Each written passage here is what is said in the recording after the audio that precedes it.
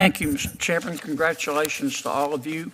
Judge Martinez, tell me about state police power.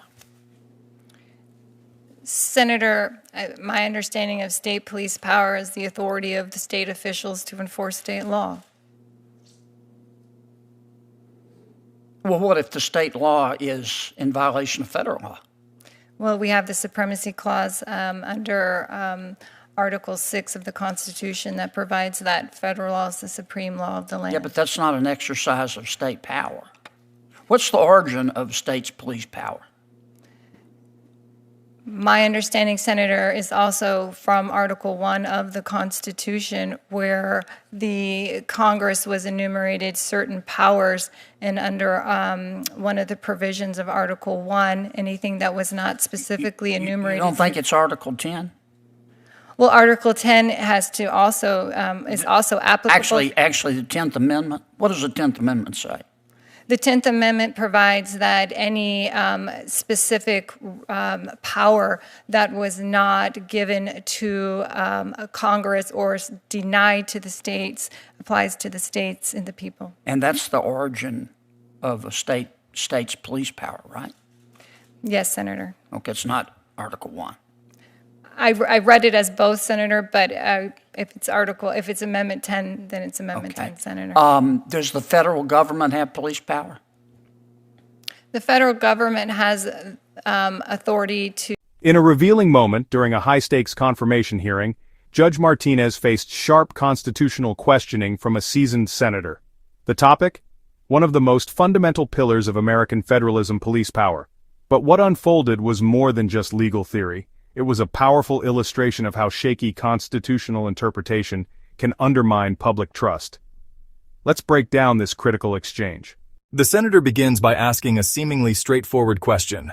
Tell me about state police power. Tell me about state police power. The authority of the state officials to enforce state law. This concept, rooted deeply in the 10th Amendment, recognizes that any powers not delegated to the federal government are reserved to the states, including maintaining public safety and order. Here's where things get murky. When asked the origin of this power, Judge Martinez hesitantly references Article 1, which actually enumerates congressional powers, not state police power.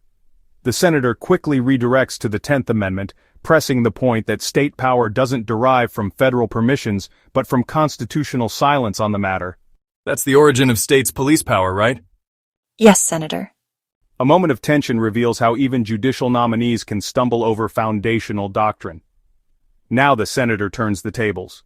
Does the federal government have police power? Judge Martinez attempts a nuanced answer, referencing the executive's duty to enforce laws. But the senator isn't satisfied. That has nothing to do with police power. And he's right. Constitutionally, there is no general federal police power, only powers specifically enumerated or implied for carrying out enumerated duties. This exchange exposes the philosophical divide over constitutional interpretation. The senator holds tightly to the doctrine of limited federal authority, rooted in enumerated powers. Meanwhile, the judge references implied powers, those necessary and proper for executing enumerated ones. But again, neither the Constitution authority to enforce its federal law. Yes, ma'am. But we've talked about the state's police power. Does the federal government have police power? Well, the executive branch has the power to enforce the law executed by the legislature. Well, but the federal government can't. The Constitution's pretty clear that you have to have an enumerated power in the Constitution, right, in order to be able to do something? Well, it's my understanding, Senator, there are enumerated powers, but there are also implied powers in the Constitution. Yeah, but those are implied to be enumerated. There is no federal police power, is there? Well, Senator, my understanding is that the executive branch has the power to execute the laws of the United States. I know, but that has nothing to do with police power. Let me move on.